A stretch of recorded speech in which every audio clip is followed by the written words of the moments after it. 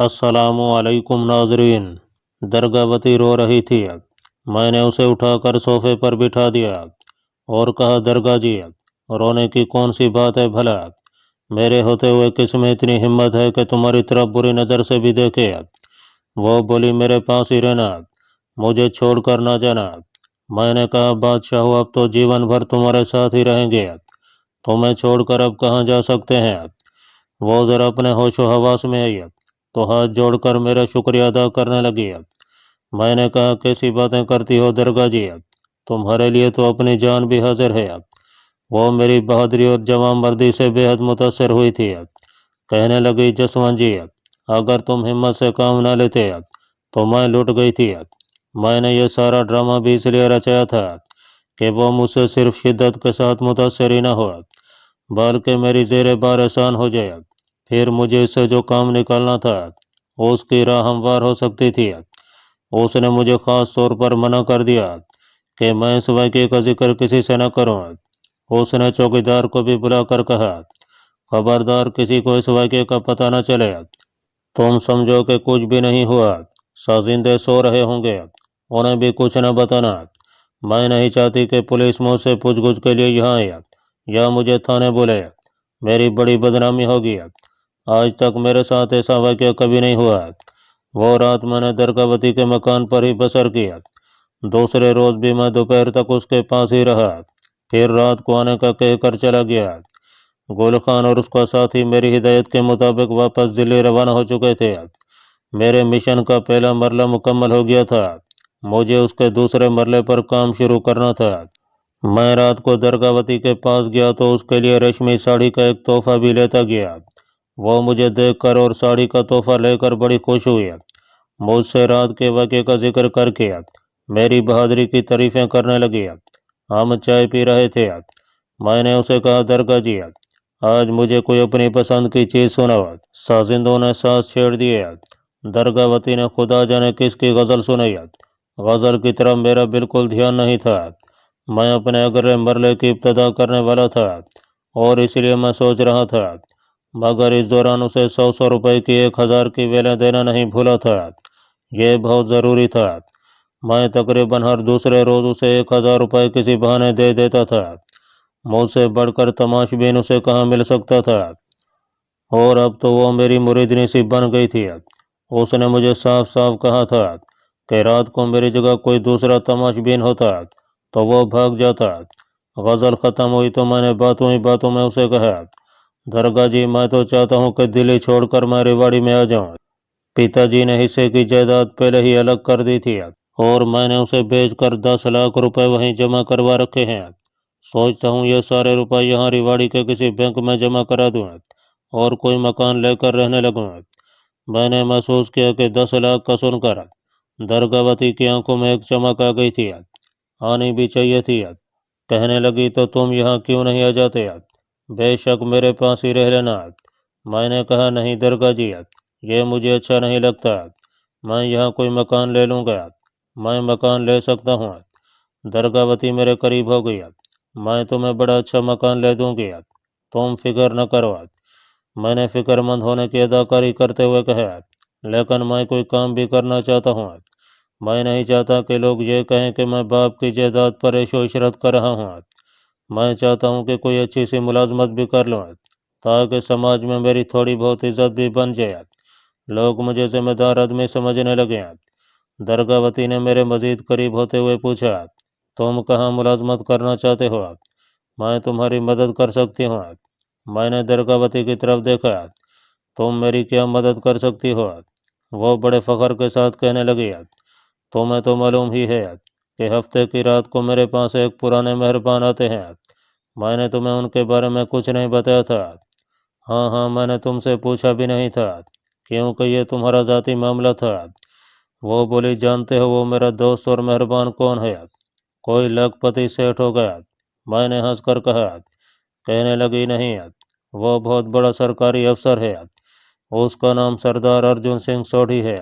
उसकी ज़ात भी वही है जो तुम्हारी ज़ात है। वो मेरी क्या मदद करेगा? मैंने बेनियाजी से कहा।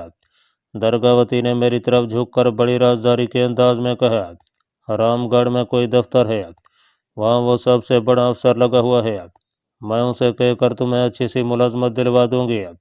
میں نے کہا اگر یہ ہو جائے تو بڑا اچھا ہے، پھر میں جب چاہوں تمہارے پاس بھی آ جایا کروں گا۔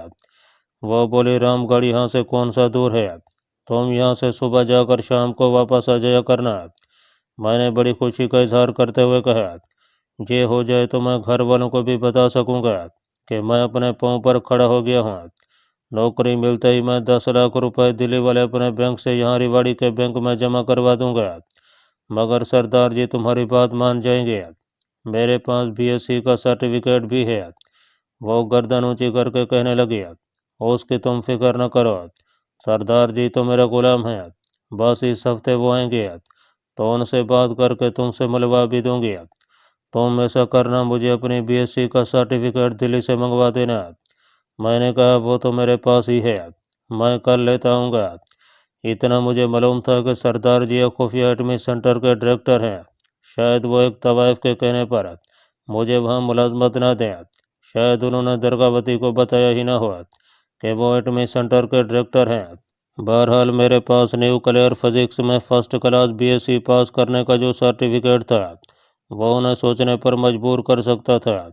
دوسرے روز میں رات کو درگاوتی کے ہاں گیا تو اپنا نقلی سرٹیفکیٹ بھی لفافے میں ڈال کر لیتا گیا۔ مزید کچھ دن گزر گیا، پھر ہفتے کی رات آ گیا۔ اس رات درگاوتی نے سردار ارجن سنگھ سوڈھی سے میری نوکری کے بارے میں بات کرنی تھی۔ میں اس رات ہوٹل میں ہی رہا، دوسرا دن بھی ہوٹل میں ہی گزارا۔ رات کو درگاوتی کے ہاں گیا تو وہ بڑی خوش تھی، کہنے لگی جسونت جی تمہارا کام ہو گیا سمجھو۔ اس نے خدا جانے کس نازک لمحے کے دوران سردار جی سے میری بابت کی تھی کہ سردار جی نے مجھے نوکری دلانے کی حامی بھر لی تھی، لیکن انہوں نے شرط لگائی تھی کہ میں اگلے ہفتے آؤں گا اور امیدوار نوجوان سے بھی ملوں گا اور اس کا سرٹیفکیٹ بھی دیکھوں گا۔ میں نے جان بوجھ کر زیادہ خوشی کا اظہار نہ کیا۔ بھگوان جانے سردار جی نے تمہیں یوں ہی کہہ دیا ہوگا، درگاوتی نے بڑے پراعتماد لہجے میں کہا۔ یاد رکھو عورت اگر کسی مرد سے کوئی کام کروانا چاہے تو وہ سب کچھ جانتی ہے کہ یہ کام اسے کس طرح کروانا ہے۔ اس میں کوئی شک نہیں کہ وہ بہت حد تک ٹھیک کہہ رہی تھی۔ مزید ایک ہفتہ گزر گیا۔ ہفتے کی شام کو سردار ارجن سنگھ سوڈھی رام گڑھ سے بلکہ راج گڑھ سے ریواڑی درگاوتی کے گھر آیا تو میں پہلے سے وہاں موجود تھا۔ مجھے درگاوتی نے دوسرے کمرے میں بٹھا دیا تھا۔ وہ سردار ارجن سنگھ سوڈھی کو لے کر گانے بجانے والے کمرے میں چلی گئی۔ اندر سے گانے بجانے کی کوئی آواز نہیں آ رہی تھی۔ کوئی پون گھنٹہ گزر گیا۔ میں اپنے کمرے میں بیٹھا چائے پیتا رہا۔ سگریٹ کی طلب پیدا ہوئی، مگر میں سگریٹ نہیں پی رہا تھا کیونکہ میں سکھ بنا ہوا تھا۔ میں احتیاط کے طور پر اپنی جیب میں بھی سگریٹ نہیں رکھتا تھا۔ کافی دیر گزر گئی تو درگاوتی کمرے سے نکلی۔ وہ اپنے بال درست کر رہی تھی، کہنے لگی آ جاؤ۔ میں گانے بجانے والے کمرے میں داخل ہوا تو سامنے گاؤ تکیے کا سہارا لیے سردار ارجن سنگھ سوڈھی اس طرح بیٹھے ہوئے تھے کہ ان کی قمیض پتلون سے باہر نکلی ہوئی تھی۔ سر پر انہوں نے زرد رنگ کا رومال باندھ رکھا تھا۔ ان کے ہاتھ میں میرا سرٹیفکیٹ تھا، آنکھوں پر چشمہ لگا تھا اور وہ میرے سرٹیفکیٹ کو غور سے دیکھ رہے تھے۔ میں نے جاتے ہی بڑے ادب سے ہاتھ جوڑ کر ست سری اکال کہا اور اسی ادب کے ساتھ ان کے قدموں کے پاس ایک طرف ہو کر بیٹھ گیا۔ سردار صاحب کی عمر 60 سال کی ہو چکی تھی، داڑھی کافی سفید ہو گئی، جنہیں خصاب لگا کر انہوں نے سیاہ کیا ہوا تھا۔ جسم بھاری تھا۔ انہوں نے سرٹیفکیٹ سے نظریں ہٹا کر میری طرف گھور کر دیکھا۔ درگاوتی ان کے پاس بیٹھ گئی، کہنے لگی لڑکا BSc پاس ہے، پھر یہ سوڈھی بھی ہے، اسے اپنے دفتر میں کسی کام پر لگا دیں، اس کی زندگی بن جائے گی۔ سردار جی نے پوچھا نیوکلیئر فزکس کی تم نے تھیوری پڑھی ہے کہ پریکٹیکل بھی کیا ہے؟ میں نے کہا پریکٹیکل بھی کرتا رہا ہوں سر، میں نے یہ سبجیکٹ اسی لیے سلیکٹ کیا تھا کہ مجھے نیوکلیئر سائنس کا بڑا شوق تھا۔ میں نے آئنسٹائن کی تھیوری آف ریلیٹیوٹی بھی پڑھی ہے سر۔ سردار ارجن سنگھ سوڈھی نے دوبارہ میرے سرٹیفکیٹ پر نگاہ ڈالی۔ تمہاری ڈویژن بھی فرسٹ ہے۔ میں کچھ کہنے لگا تو درگاوتی نے اشارے سے مجھے منع کر دیا۔ میں خاموش رہا۔ سردار جی نے سرٹیفکیٹ مجھے دیتے ہوئے کہا تم 2 ایک دن بعد راج گڑھ میرے مکان پر آ کر مجھے مل لینا، मैं सोचूंगा कि तुम्हारे लिए क्या कर सकता हूँ। मैंने सर्टिफिकेट लेकर सरदार जी का शुक्रिया अदा किया और दरगावती के दूसरे इशारे से उसे सत श्री अकाल कहकर बड़े अदब से कमरे से निकल गया। यहाँ मैं बात को मुख्तसर करते हुए आपको बताता हूँ कि 2 दिन के बाद मैं रेवाड़ी से राजगढ़ सरदार जी के दिए हुए एड्रेस पर पहुँच गया। सरदार जी अपनी कोठी के क्वार्टर के लॉन में कुर्सी मेज डालकर बैठे थे। शाम का वक्त था। फिजा में हल्की हल्की खुशकी थी। ये सूबा राजस्थान का शुमाल मगरबी इलाका था। यहाँ सर्दियों में दिन के वक्त हल्की गर्मी होती है, रात को ठंड ज़रूर होती है। शाम के वक्त मौसम बेहद खुशगवार होता है। मेज़ पर बियर की बोतल पड़ी थी। एक गिलास में आधी बियर नजर आ रही थी। सरदार अर्जुन सिंह ने पतली सी जर्सी और पतलून पहन रखी थी। सर पर रुमाल बांधा था। घुटनों पर तौलिया पड़ा था। मैंने हाथ बांधकर सत श्री अकाल कहा और अदब से एक तरफ होकर खड़ा हो गया। सरदार जी ने मुझे कुर्सी पर बैठने का इशारा किया। बेद की एक कुर्सी खाली पड़ी थी। मैं सिमट कर उस पर बैठ गया। सरदार जी ने नौकर को बुलाकर अंदर से कापी पेंसिल मंगवाई। कापी मेरी तरफ बढ़ाकर कहा, लिखो, director general mineral research institute Ramgarh. मैं कापी पर अंग्रेजी में लिखता चला गया। सरदार जी ने कहा, यह कागज फाड़ कर अपने पास रख लो। कल डायरेक्टर जनरल के नाम एक एप्लीकेशन लिख कर आना कि मैं न्यूक्लियर फिजिक्स का बीएससी हूँ। मुझे मिनरल रिसर्च इंस्टीट्यूट में मेरे लायक को नौकरी अता की जाए। साथ ही इस सर्टिफिकेट की एक कॉपी लगा देना। मैं कोशिश करूँगा कि तुम्हें कोई काम मिल जाए। यहाँ किसी से जिक्र न करना कि तुम मुझसे मिलने आए थे। अब तुम जिधर से हो उधर ही चले जाओ।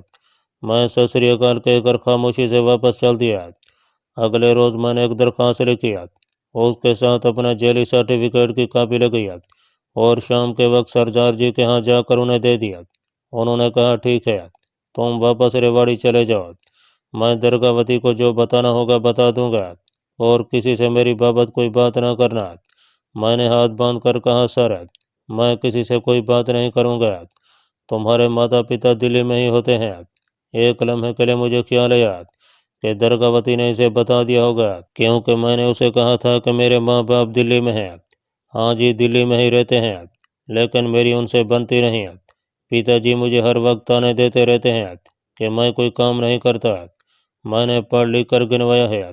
सरदार जी सिंह सोढ़ी ने सरा सख्त लहजे में कहा, मुझे तेरे माता पिता के हालात से कोई दिलचस्पी नहीं है। अगर दरगावती की सिफारिश न होती तो तुम यहाँ आ भी नहीं सकते थे। अपने माता पिता को बिना बताना कि तुम यहाँ काम करते हो। मैं बड़ा खुश हुआ। इस जुमले से साफ जाहिर होता था कि सरदार जी ने मुझे वहाँ नौकरी दे दी है। मगर एक बात मेरी समझ में नहीं आई थी। दरख्वास्त पर उन्होंने महकमे का नाम मिनरल रिसर्च इंस्टीट्यूट लिखवाया था। यह भी मुमकिन था कि वो एटमी research centre nuclear energy centre को ज़ाहिर न करना चाहते हों। मैंने वफादार खादमों की तरह फ़ौरन हाथ बांध कर कहा, सर, मुझे क्या ज़रूरत है माता पिता को बताने की? मैं तो पहले ही उनसे नहीं मिलता। अब जाओ। मैं चलने लगा तो सरदार जी ने कहा, और सुनो, दरगावती के यहाँ भी ज़्यादा मत जाना। क्या समझे? समझ गया सर, मैं वहाँ भी नहीं जाऊँगा। सरदार जी ने उंगली हिलाकर मुझे चले जाने का इशारा किया। मैं उस रोज़ वापस रेवाड़ी और वहाँ से दिल्ली पहुँच गया। अब मुझे 1-2 दिन के बाद रेवाड़ी में दरगावती से रब्ता कायम करके अपनी नौकरी के बारे में मालूम करना था, जो यकीनन मुझे मिल चुकी थी। दिल्ली आकर मैंने गुल खान और प्रोफेसर जमशेद को अपनी कामयाबी का मुजदा सुनाया। प्रोफेसर जमशेद खुश भी हुआ और हैरान भी। यह काम औरत की वजह से हुआ है। सरदार अर्जुन सिंह सोढ़ी ने सिख होने का सबूत फराहम किया है। उसकी जगह कोई हिंदू होता तो तुम्हें करीब भी न फटकने देता, क्योंकि रामगढ़ का ज़ेर ज़मीन एटमी रिसर्च सेंटर इंडिया के हसास तरीन और अहम तरीन साइंसी इदारों में से है। गोल खान कहने लगा, हमने भी तो डाकुओं का बड़ा कामयाब रोल अदा किया था। यह वाकया अपना काम दिखा गया। मैंने हंसकर कहा, मुझे यकीन है कि 2-3 दिनों के बाद मैं रामगढ़ के एटमी रिसर्च सेंटर में कोई न कोई ड्यूटी दे रहा हूँगा। प्रोफेसर जमशेद बोला, मैं हैरान हूँ कि अर्जुन सिंह सोढ़ी ने तुम्हारे माँ बाप के बारे में भी कोई तहकीक नहीं किया। हालांकि वहाँ जिस किसी को मुलाजिम रखा जाता है उसकी बेहद सकरोनी होती है। उसके सारे ख़ानदान के बारे में मालूमात हासिल की जाती हैं। मैं समझता हूँ कि तुम बड़े खुशकिस्मत हो। ये हम सब की खुशकिस्मती है, गोल खान ने कहा। प्रोफेसर जमशेद कहने लगा, एटमी सेंटर में मुलाजिम होने के बाद तुम्हें ज़ेर ज़मीन वहाँ के तमाम शोबों के नक्शे तैयार करके मुझे दिखाने होंगे। उन्हें देखकर मैं तुम्हें बताऊंगा कि तुम्हें किस मकाम पर बम लगाने होंगे। मैंने कहा, ऐसा ही करूंगा, क्योंकि एक एतबार से मैं वहाँ अजनबी होऊंगा। प्रोफेसर कहने लगा, लेकिन तुम्हारे सर्टिफिकेट में लिखा है कि तुमने न्यूक्लियर साइंस में बीएससी पास किया है। इस एतबार से तुम्हें न्यूक्लियर फिजिक्स की इब्तदाई मालूमात ज़रूर होनी चाहिए। अब मैंने जवाब में कहा, कुछ इब्तदाई मालूमात का मुझे इल्म है, बाकी मैं 2 दिन यहाँ पर हूँ, कुछ तुमसे मालूमात हासिल करूँगा। रात के 1 बजे के बाद वो दोनों चले गए। उनके सामने भी मैं सिगरेट पीता रहा और उनके जाने के बाद भी मैंने सिगरेट लगाया और थर्मस में से चाय कप में डालकर चारपाई पर बैठा आइंदा के कमांडो मंसूबे पर गौर व फिक्र करने लगा। अपनी सीखों वाली पगड़ी उतार कर मैंने दीवार के साथ लटका दी थी और सर का जोड़ा खोल दिया था। मुझे सबसे ज़्यादा ये पगड़ी और सर के बंधे हुए बाल ही परेशान करते रहते थे। असल में मुझे इसकी आदत नहीं थी। दूसरे दिन प्रोफेसर जमशेद दिन के वक्त ही मुझसे मिलने आ गया। उसने मुझे न्यूक्लियर एनर्जी पर एक मुख्तसर सा लेक्चर दिया, फिर बताया कि न्यूक्लियर प्लांट क्या होता है और वहाँ किस तरह यूरेनियम में से उन चंद एक अनासर को साफ करके एटमी धमाके के लिए तैयार किया जाता है। प्लूटोनियम के बारे में भी उसने मुझे इब्तदाई मालूमात दी। उसने मुझे यह भी बताया कि मादे के तमाम अनासर में से सिर्फ यूरेनियम ही एक ऐसा मादा है जिसके तमाम अनासर से एटमी धमाका हो सकता है। उसको एटमी ईंधन भी कहते हैं। हर एटमी सेंटर में इस ईंधन को बनाने की कोशिश की जाती है। मैंने प्रोफेसर की सारी बातें जितनी मेरी समझ में आई मैंने उन्हें अपने जहन में बिठा लिया। आखिर यही फैसला हुआ कि मैं रामगढ़ के ज़ेर ज़मीन एटमी मरकज़ के तमाम एटमी प्लांट के शोबों के नक्शे या तस्वीरें उतार कर प्रोफेसर जमशेद को ला कर दूंगा और वो एटमी मरकज़ की तबाही के सिलसिले में मेरी मदद करेगा। प्रोफेसर ने कहा, हमारे वसाइल यहाँ मौजूद हैं, फिर भी मैं कोशिश करूँगा कि तुम्हें छोटे से छोटा कोई ऐसा कैमरा ला कर दे सकूँ जो तुम्हारी अंगूठी या तुम्हारी कमीज़ के बटन में फिक्स कर दिया जाए। लेकिन पहले मुझे ये मालूम होना चाहिए कि वहाँ सिक्योरिटी चेकिंग का क्या इंतज़ाम है, क्योंकि गैर ज़रूरी मेटल तुम्हारे लिबास या जिस्म पर चेक हो सकता है। मैंने कहा, यह तो वहाँ जाकर ही मालूम हो सकेगा। 2 दिन दिल्ली वाले मकान में गुल खान और प्रोफेसर जमशेद की सोबत में गुजारने और ज़रूरी तफसीलात तय करने के बाद मैं रेवाड़ी वापस चला आया। यहाँ आते ही मैं सीधा दुर्गावती के यहाँ गया। वो बेताब होकर मुझे मिली। जसवंत जी, आपने रामगढ़ में इतनी देर क्यों लगा दी? मैं तो आपकी राह देखती थक गई थी। मैंने उसे बिल्कुल न बताया कि मैं रामगढ़ से सीधा दिल्ली चला गया था। उसे बताने की ज़रूरत भी नहीं थी। मैंने उससे पूछा कि सरदार जी का कोई ख़त नहीं आया। वो बोली, बिल्कुल नहीं। क्या उन्होंने मुझे कोई ख़त भी लिखना है? मैंने उसे बताया, मैंने नौकरी की दरख्वास्त लिखकर सरदार जी को दे दी थी। उन्होंने कहा है कि अब मैं वापस जाकर इंतज़ार करूँ, वो तुम्हारे पते पर अपनी नौकरी की इतला कर देंगे। दुर्गावती खुश होकर बोली, बस समझो तुम्हारा काम हो गया। सरदार जी मेरी बात कभी नहीं टाल सकते। समझो कि तुम्हें नौकरी मिल गई, तो क्या तुम रामगढ़ में रहोगे? मुझे मालूम था कि मुझे नौकरी मिल जाने के बाद राजगढ़ के एटमी रिसर्च महकमे के क्वार्टरों में ही रहना पड़ेगा। सिर्फ हफ्ते की रात मैं रेवाड़ी आ सकूँगा। लेकिन मैंने उसे यही कहा कि ऐसा कोई ज़रूरी नहीं है। मैं रेवाड़ी अपना मकान लेकर रहूँगा। यहाँ से रोज़ रामगढ़ चला जाया करूँगा। हालांकि ये इतना आसान नहीं था। रेवाड़ी से दिल्ली करीब था, मगर राजगढ़ काफ़ी फासले पर था और रामगढ़ तो राजगढ़ से भी थोड़ा आगे शहरी टीलों में वाक़ था। मगर अब दुर्गावती मेरे वास्ते एक ऐसा इम्तिहानी पर्चा थी जिसके तमाम सवालात मैंने हल करके जवाबात का पर्चा दाखिल दफ्तर कर दिया था। अगर इससे मुझे कोई दिलचस्पी थी तो सिर्फ इतनी कि उसे हर हफ्ते सरदार अर्जुन सिंह सोढ़ी मिलने आता था और सरदार जी मेरे पास थे। अगर मैं दुर्गावती को किसी बात से नाखुश करता हूँ तो ये मेरे हक में ख़तरनाक बात साबित हो सकती थी। दुर्गावती का एक इशारा मुझे एटमी सेंटर की नौकरी से अलग कर सकता था। चुनाचे मुझे उस वक्त तक दुर्गावती को अपने हाथ में रखना था जब तक मैं रामगढ़ के ज़ेर ज़मीन एटमी मरकज़ में धमाका नहीं कर लेता। मैंने उसे तसल्ली देते हुए कहा, दरगाह जी, तुम क्यों परेशान होती हो? मैं जहाँ भी रहा तुमसे मिलने ज़रूर आता रहूँगा। तुम्हारे बगैर अब मैं रह ही नहीं सकता। मैंने उसे जेब से 500 रुपये निकाल कर दिया। दुर्गावती ने नोट साड़ी के अंदर छुपाया। मैं अपनी दास्तान को आगे बढ़ाते हुए आपको बताता हूँ कि राजस्थान के उस खुफिया ज़ेर ज़मीन एटमी सेंटर में मुझे नौकरी मिल गई। मेरा ये मिशन कामयाब हो गया। दुर्गावती की सिफारिश से मेरे रास्ते की वो मुश्किलात भी दूर हो गई जो एटमी सेंटर में पहुंचने के बाद मुझे पेश आई। सबसे बड़ी मुश्किल तो ये पेश आई कि मैं एटमी एनर्जी की रिसर्च के बारे में ज़रा सा भी अमली तजर्बा न रखता था। मेरे लिए वहाँ के हालात और साजो सामान बिल्कुल अजनबी था। बहुत जल्द सेंटर के डायरेक्टर सरदार अर्जुन सिंह सोढ़ी को पता चल गया कि मेरा प्रैक्टिकल इल्म सिफर है, मगर दुर्गावती की वजह से वो मजबूर था। दुर्गावती के इश्क में समझ लें या उसके जिस्म के नशेब फराज में सरदार जी कुछ ऐसे गुम हो चुके थे कि वो खुद ही मेरे रास्ते की रुकावटें दूर करते चले गए। उन्होंने मुझे अपने शानदार ज़ेर ज़मीन ऑफिस में उसी रोज़ बुला कर कहा, मिस्टर जसवंत सिंह, मैं तुम्हारा काम देखकर इस नतीजे पर पहुंचा हूँ कि तुमने नकल मारकर फिजिक्स में फर्स्ट डिवीज़न हासिल की है, मगर मैं तुम्हें यहाँ रखने पर मजबूर हूँ। एक बात कान खोल कर सुन लो, मैं नहीं चाहता कि तुम्हारी नालायकी और निकम्मेपन का यहाँ किसी को इल्म हो। तुम्हें जिस ड्यूटी पर लगाया जाएगा उस पर खामोशी से काम करते रहना, किसी से इसका जिक्र न करना कि तुम फर्स्ट डिवीज़न बीएससी पास हो। समझ गए मैं क्या कह रहा हूँ?